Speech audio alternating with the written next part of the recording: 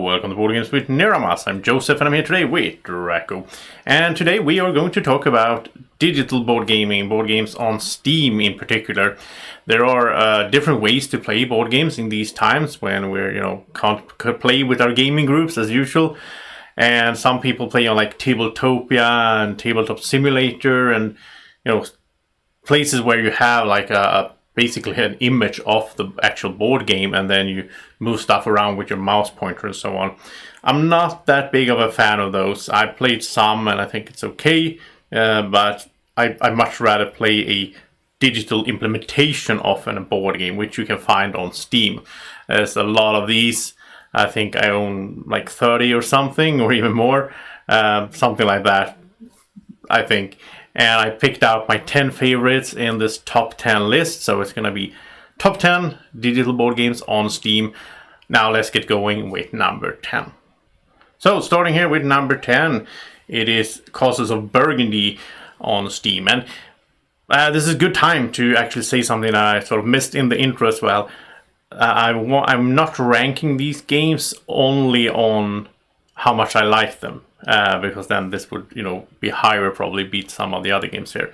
It's like a combination for me of how much I like the actual game and how well it's been implemented from, the board game into a digital environment. So, yeah, there could be some surprises here for you in this top 10 because I love Castle of Burgundy more as a board game, actually, than I do with this one. But it's number 10, so it's not bad. But there are some, basically in this game, you have these, your area with the tiles and these, die pips, and you're rolling dice in order to put out cities and ships and farmlands and so on. And it's all about scoring points. But I really like how there's a lot of combo stuff in this game. So you do something that leads to another thing, because from the start of the game you sort of know you have 50 actions basically, but you can get more by doing these combinations of buildings and items in the right sort of order in order to trigger effects, which is really fun. And there's also like a race. I think the AI is okay in this one. When you play against the AI or other players in the board game, then there's like the first one to build all of the ships get some points as well. But the reason I don't play this that much on Steam, it's just once in a while. But it's mostly because I think the interface is a bit weird. It's a bit tricky. It takes a little while to get into, and even I think this is kind of weird when the whole table when it goes down into the table and then it comes up and it's my. I don't know if I like this interface, and it doesn't really. Yeah, that's why it's my number 10, because I love the game, but the implementation of it could have been better, I think, from if you're used to playing the board game, how do you feel when you start playing it digitally? But that's my number 10. Now let's head to number 9. And number 9 is Aeons End, which is a game that I've been talking a bit about here lately. Really love the board game, and I think that this implementation here is quite good as well. Now, there's something about, like, Aeons End is a deck building game.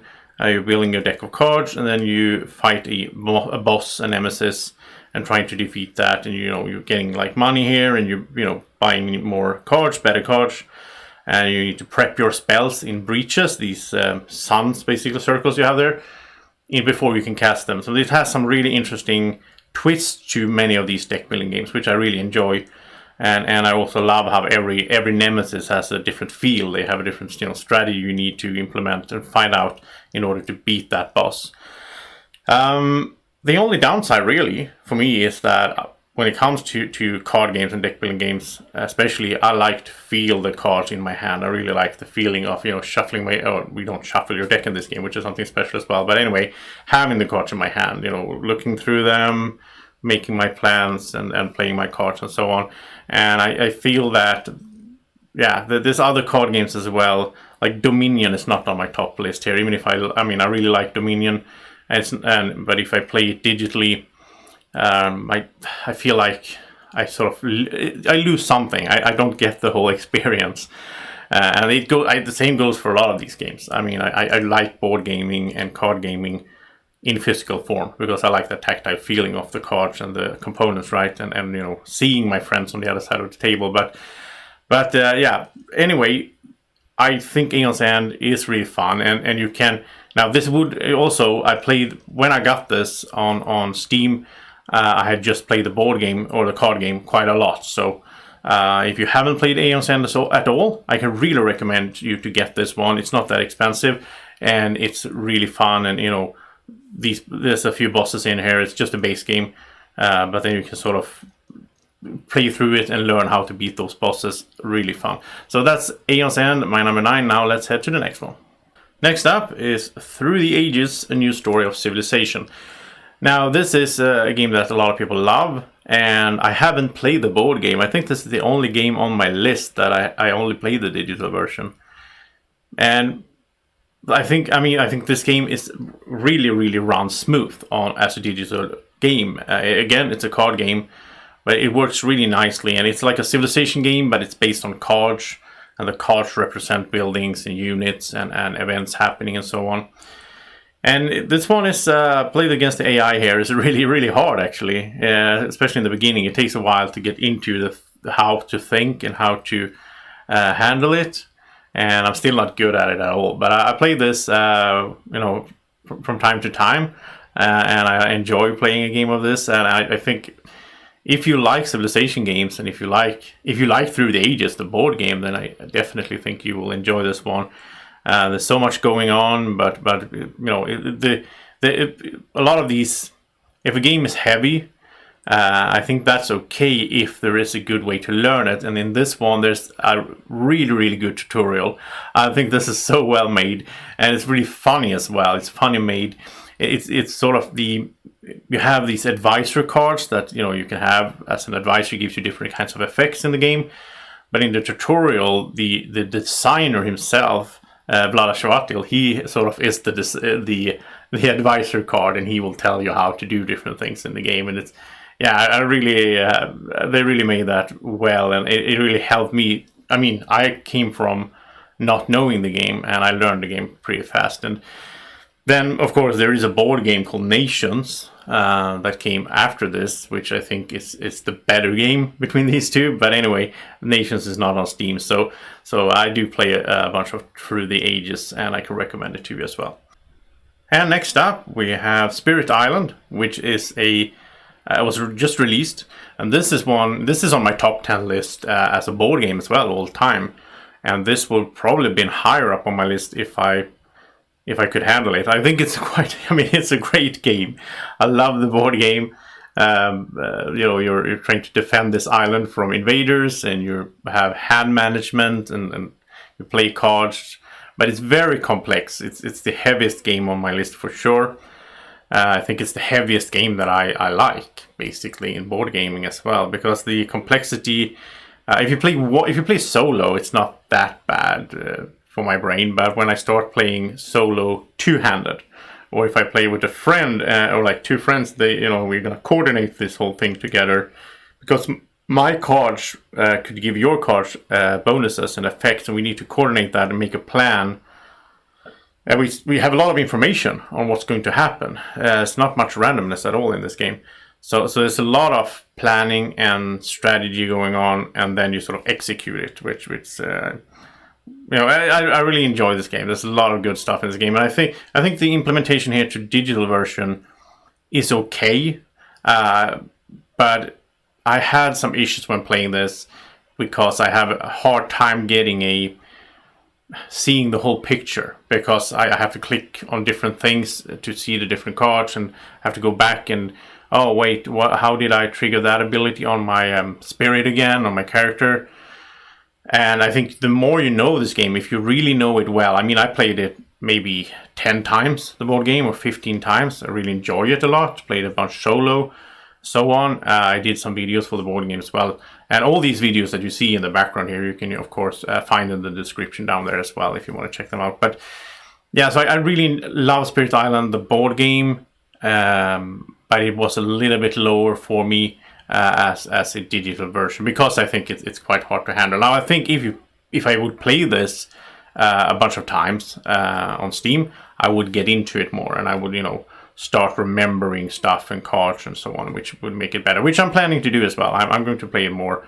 Especially, I mean, on the other hand, I have it on my shelf over here, so I can pull that out and play it solo. And in some ways, I do prefer that, but it's more fiddly. It takes more time. It's really easy. That's the whole good thing with these digital implementations, right? It's so easy to just pull out and play, and you can do it anywhere. You can have your laptop or. I'm not really sure which of these games are there for like iOS or for Android. I'm talking about basically Steam from a PC perspective today, but of course it's very easy for you to just Google that or just look that up yourself if you're interested in the game. So anyway, that is Spirit Island. Really good game. I can really recommend it, especially if you're really into Spirit Island as the board game. This is perfect for you. And next up here we have a sort of what's become a classic board game, Lords of Waterdeep, in a digital implementation. And this one I played this one mostly against friends on a iPad when we went, like 2 years ago, we went to Essen-Spiele. We were driving in a car for all these hours. We played this one against each other. We just passed the iPad around, and that was really, really fun. Had a good time in the car doing that. Now here, my video here is when I play against the AI, which is not as fun, obviously, because it's more fun to play with your friends, but it works really nice as against the AI as well. And the game itself is really fun. It's placing workers, gathering resources in order to complete missions and get score points. And sort of classic board game. I really like how, one thing I really like about this game, I mean both the board game and it's the same game here on the digital, is the fact that you can build your own buildings and then create new places that the workers can go to, and also your opponent's workers can go there, but then you get some benefit from that as well. There's other games that have done that as well after this one, but I think this one was the first to do that, and it's such a good game mechanic. I really enjoy it. So yeah, I can really recommend this one, and I think this works. This is one that works very well because you take turns, right? Like in most board games, so it works very well if you are some friends or a couple or whatever. You can play on the same device. You can have one copy of the game, but you can just pass it back and forth or sit by the computer. You can alternate doing your turns. Now, of course, I don't think you should be looking. There's like some secret information, so like hidden information, so you have to look away at some points. But yeah, it works really nicely in that way, and also against the AI. So Lords of Waterdeep on Steam, can really recommend it. It's really cheap as well, I think.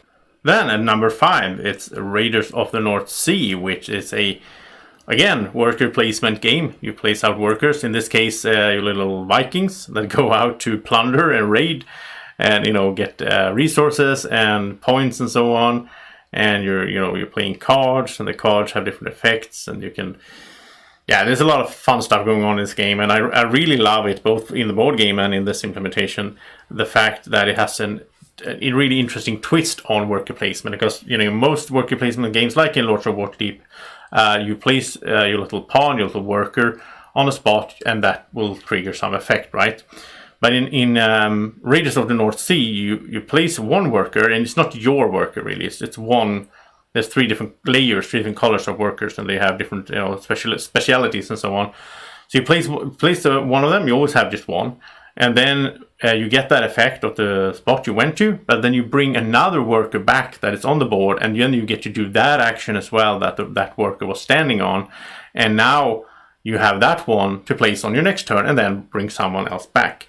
And at the beginning of the game, everybody has these basic workers, and then as you go plundering, you get better ones. So like if I get a white one, which is the strongest one, then I will place that and bring someone else back, and then my opponents might, they can grab that white one and so on. So there's a lot of interesting interaction in that, and it's really, for me, it was really fresh when I played this game the first time, the board game. I really love that freshness feeling in the worker placement. And this is a really thematic game as well. I really like the artwork. And I think the implementation is awesome as well to Steam. I think it works really nicely. It's easy to navigate. It's easy to see all the information you need to see. And it runs really smooth. And you can, the AI is nice, good to play against. And there's also like a sort of solo campaign mode where you play a game after a game and so on, and things happen. And really cool. I didn't expect that when I got this on Steam, that it would be that kind of things in there as well. So yeah, I really like Raiders of the North Sea, and I can really recommend it on Steam. And my number 4 is Charterstone. Now Charterstone is it's a legacy game. It's a game that changes as the game keeps going. In the board game, you add stickers and you remove cards and you evolve the game as you play, and you make decisions that form the game. You do the same in the digital version, but this is good for you if you think it's scary to actually not destroy, but like alter your actual board and cards on the table, right? Here you can do it in a digital version. It is very smooth as well. It just goes so smooth and fast. And I think this is this really surprised me, actually. This is fairly new, and I wasn't expecting it to be. I don't know why, but for some reason it just surprised me with how cute it is, how fun it is, and how well it runs. It's just so smooth. It's just like you can sit back, relax, and play the game. There's a lot of decisions to be made, and you can make it really heavy if you wanted to, and just analyze everything. But I didn't do that. I just had fun playing against the AI and so on. And you can play. This one works multiplayer. You can play against your friends, and you can it's like a campaign game. So this, like, I think it's 10 games you play. I did a live stream of this with the whole thing, so there's like 5 episodes or something like that, or 4 episodes, where I played through the whole thing against the AI, and I really had a blast doing it. And it's out there on the channel if you want to see some of it or all of it. And yeah, but I can really recommend you to play it yourself, because if you like board games, basically, this has a lot of classic board games elements in it. Gather some resources, find ways to combo different buildings, to build new buildings, and it's really fun. I love this thing when you open a box and we get something new here, and so on. And you have cards that do different effects, and it's just such a well-made game overall. I'm really impressed by. I mean, it's Jamie Stegmaier and Stonemaier Games. It seems like they can't do anything bad. It's just so well made, this game, and it's really fun how it builds up. So the rules keep sort of getting more and more complex as you go. At the start, it's really basic, and I only play the board game. I only played the first scenario. I did that on video as well on the channel. Was it like 2.5 years ago, something like that, when the game came out. So yeah, I really enjoyed Charterstone. I think it's such a good game in itself, and then the digital implementation is awesome as well. So the combination there is just, match made in heaven. It's really suited for playing like this on Steam, or you can play it on your tablet as such as well. So I can really recommend Charterstone. And so we're into the top 3, and number 3 is an old classic favorite for me and for a lot of people. It's called Agricola. This is Agricola Revised Edition that just came out like a week or 2 weeks ago on Steam. And this is so good. This is such a good game. I mean, the game itself is awesome. I knew that already. It's been in my top 100 ever since I started making board game lists.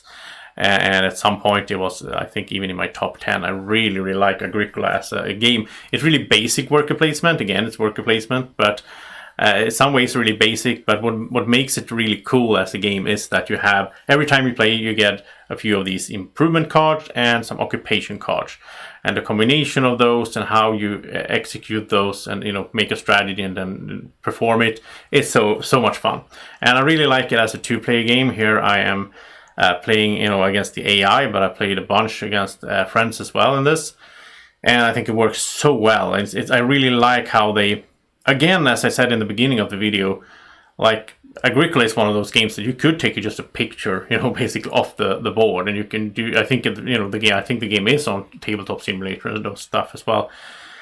But I really, for me at least, it really adds to the game when, if you look at it, if you look at this, it's like, the chickens are moving around and, stuff are happening. I really like that it's a digital implementation that is actually sort of made, it's automated. You don't need to click everything and drag stuff around. So this is so fun. I'll be playing this a bunch. There will be another live stream coming here in the next week as well, or in the weekend, where I will be playing again as a solo campaign. There's like a solo campaign of games when you're trying to beat a certain score and so on, and you have different rule sets, which is really fun as well. I played that in the board game way back. So yeah, wow, this was really fun for me that this showed up. You know, I don't know what to say. Agricola is such a cool game, and this is just tickles my Euro. I've been talking about, you know, lately I've been more and more into these adventure games, but I do have you know, a big part of my heart is still a Euro-ish, where you know, move your little workers, gather some resources, and then build a fence. That's fun. At number 2, which is also my number 2 game of all time, so, you know, last year when I did that list, the most recent time, and it's Terraforming Mars. Terraforming Mars on as a board game is awesome, and it's also really good as a digital game. And you can play this on you know, tablets and so on as well. I haven't tried that because I mostly play on my laptop anyway. But I think this is really good. I think this, you know, there's been you know, I think a year basically when they have fixed bugs and done stuff like that. And at the beginning there was a lot of tricky stuff going on, which is, you know, often happens on, you know, Steam games or digital games. But as of today, I think it works really nicely. I don't think there's any major bugs that I know of, at least. And yeah, it's Terraforming Mars. I don't mean, you know, you probably know what it is, right? I'm trying to terraform Mars, and we're doing that by playing cards. Now, what I really do play in this game, and I think I've overplayed it because I got a little bit tired of it, is the solo challenge mode, and it's the same thing that I play a lot in the board game as well. I've done over, I think, 35 solo playthroughs on the channel, as you probably know. There's so many Terraforming Mars videos on my channel. I'm certain that I am the YouTuber in the world that made the most content for this game. And you know, I know the developers, and I, you know, since some years now, I, you know, I have a good relationship with them as well. So I mean, it comes naturally in some ways that, you know, they're from Sweden and all that. And yeah, there's so much good stuff going on in this game. I really love it in so many ways. But the only downside really to the digital game is that there are no expansions right now. There's only the base game. And you can get a little bit tired of that if you play it a lot, because you keep seeing the same cards and having the same corporations and the same map.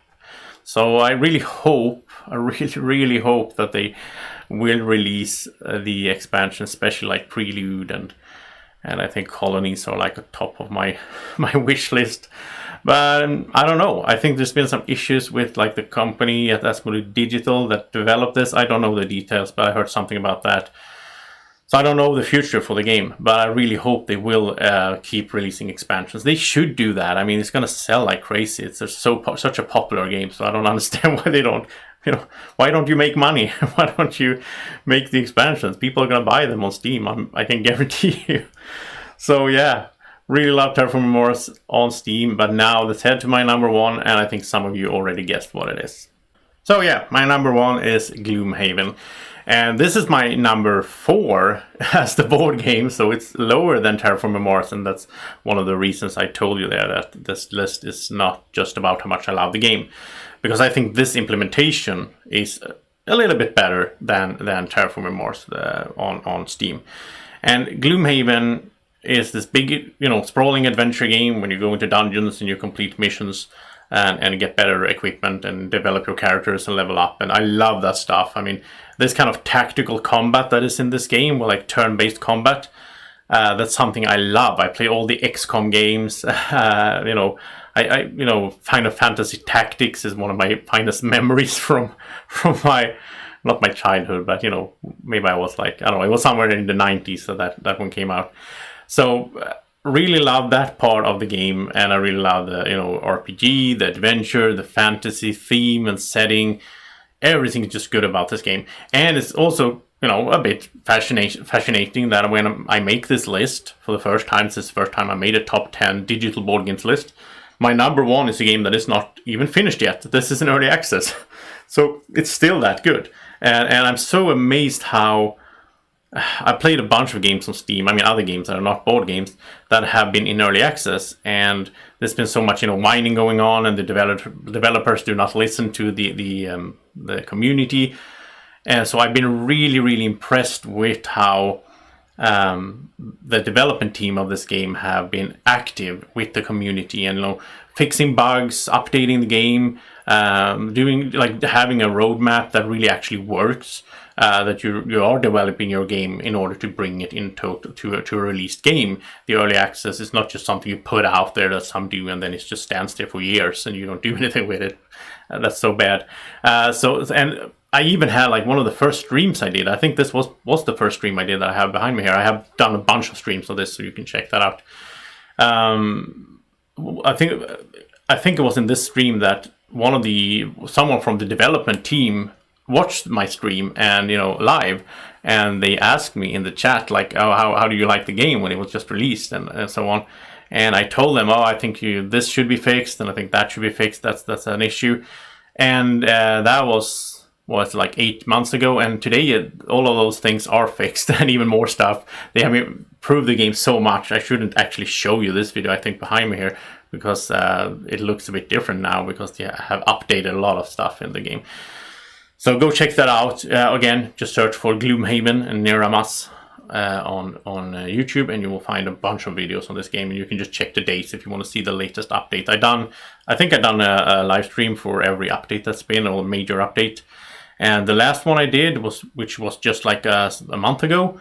I went through the whole game, and that's another thing that also is like, I love the game as it is now, but I am so excited for when right now the game is a little bit of a tactical combat skirmish basically, but Gloomhaven, the board game, is not about that. It's about a super long, big, strong, filled with theme campaign that you go through, and you make choices and things happen. It's almost like a Legacy game, but you don't rip anything up. But so when that comes to the digital version on Steam, I'm just gonna I'm gonna be streaming this for, I think, 100 hours on Twitch. I actually made a Twitch channel last summer just because for this game, because this game came out. Because I was expecting to play it like 100 hours on stream, and I thought I can't do that on YouTube because it's going to clog up my channel. It's just going to be about Gloomhaven, and I know, of course, not everyone loves Gloomhaven. So, but then my Twitch has been inactive because I didn't play this as much as I expected to because of that the campaign wasn't out yet. Another thing that is coming soon as well, they have been making some teaser videos about this, I saw just today, is multiplayer, so you can play this with your friends, which is going to be awesome as well, because I think that's going to be a really nice way to play Gloomhaven with friends. Gloomhaven, the board game, I only played solo because it's such a long campaign. It would be hard to meet up with friends and get somewhere in the game.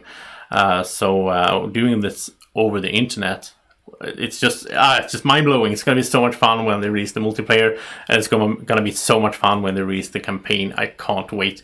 I hope it's going to be soon.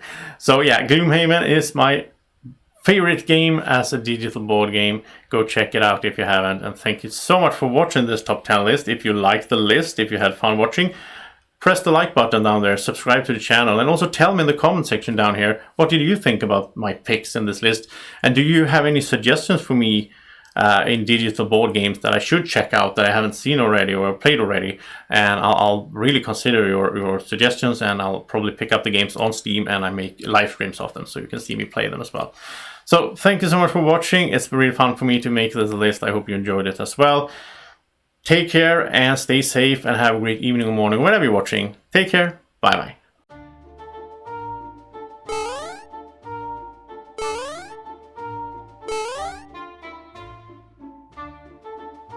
Be like Draco. Follow Board Games with Niramas on Facebook at BGW Niramas.